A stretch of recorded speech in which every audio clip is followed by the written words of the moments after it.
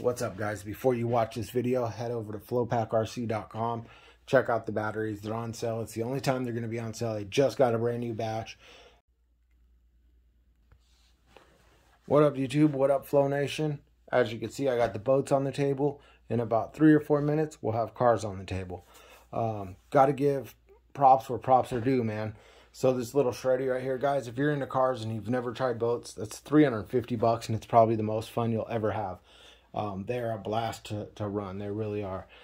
First thing, I got to give props to my man, Ironclad RC. Yeah, I had to think about that. Ironclad RC turn fins. That boat is a must. $13 on Amazon for those turn fins. And it just totally changed the whole boat. Got to give props again to my dude Lightning Dad and Grim Reaper RC.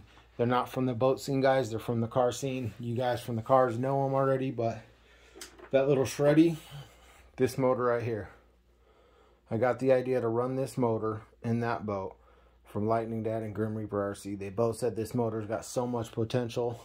This one I actually fried. It's toast. So, too much amps and it let go. But it did do constant 170s. The reason I think it let go is I was running it just like this, guys.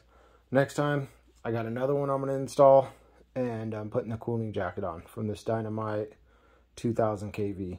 We're going to put the cooling jacket on there. That'll give me 3,500 RPM, 2-pole, which is great for boats, and it's going to do really good. So we'll see if we can't crack that 80 on 3S. Right now, we're at 76.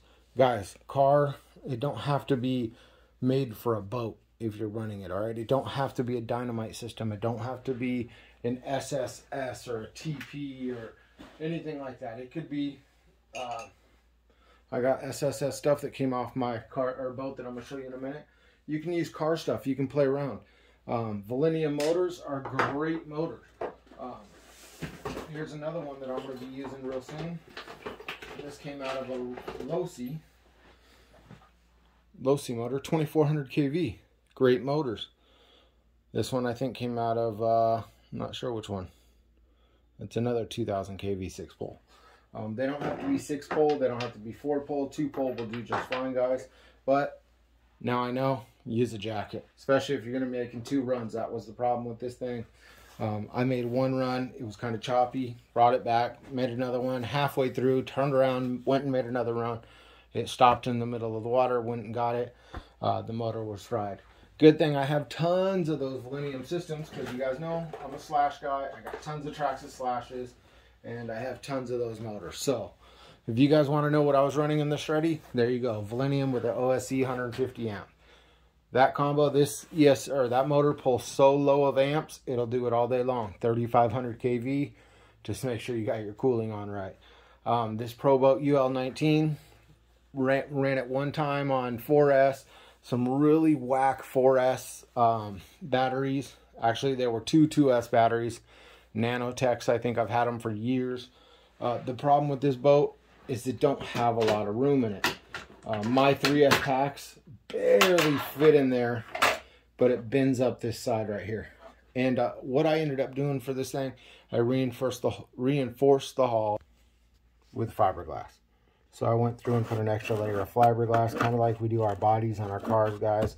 Took all this stuff out, reinforced it, got a Steve New 1410 in there, and we're going to be running 150 amp on that also. It does not like choppy water though, guys. I can tell you that. You guys probably know that are in the boats. This thing was nosediving. I thought I was going to lose it a couple times. Matter of fact, shreddy, I thought I was going to lose a couple times. It actually submarined in the water and then came back out. But I always fill them full of foam and noodles and everything else I can find. So those two right there gave you guys a little something on what to do with your shreddy. Recoil too, I guess it is. The other one's heat something, I don't know. But great boats, guys. If you don't run boats and you just run cars, just buy one to play around with. Everybody usually has water within a couple miles of them. Get the boats. They're so much fun. I wish I would have done it sooner. Everything's 1-to-1. Basically, you go off your prop. Besides the prop is like your gears in your cars. And if you guys need any help from me, let me know. Ironclad RC, great guy to watch. He's got all the tips and tricks and helped me a lot. I don't like asking questions, and I don't like asking people for setups and stuff. So I just watched videos to learn the basics of it and then went out and did it. The previous record was 62 miles per hour. I did 76 on 3S, and I think that other 62 was on 4S or 6S. Not sure, but Mr. Mad RC did it. He's got tons of videos with breaking records. Dude's a lunatic when it comes to boats. He's really good at what he does. Check out this next boat, though. I've been wanting it for a while. Can you guess what it is? No, I didn't think so. So it's a TFL Zonda. As you can see right there, kind of. TFL Zonda. A lot of people told me to reinforce the hull. I don't know why I can't get my F's out today, man. Too many F words over the weekend. Reinforce the hull. So up here, you can see it's Kevlar. Didn't do that yet. I have the carbon fiber cut and ready to go. It's an easy process, guys. Very easy process. So you're going to take your carbon fiber. You're going to take your spray adhesive. Either Loctite spray adhesive, high performance, or Super 77 by 3M. I ended up going with the Loctite because it's waterproof. Works really good. Very good tack. So the reason you use this is just to get your carbon fiber into place, guys. You're going to take this stuff. You're going to spray wherever you want to put the carbon fiber down, right? Then you're going to take your carbon fiber and you're going to lay it in there, and it'll mold around corners and stuff. It'll mold around stuff like that and get in all those spots. Then afterwards, you're going to take your West Systems 105. I bought the pump system, so that way one pump to one pump, easy to mix it up, get it in there, and it's hard as a rock here now, guys. I ended up going all the way up the sides and all the way to the top. I actually got little pieces I got to cut off here, and right there, you can hear that.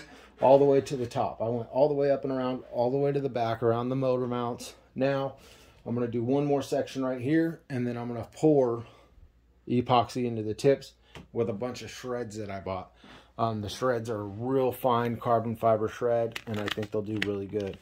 Like I said, it really strengthened it, guys. This thing it's rock solid. You can hear the difference if I tap the spot that hasn't been done. See how hollow that sounds? Now, you can totally hear the difference, you know. I'm going to do the lid for it. The cowl, I guess they call it.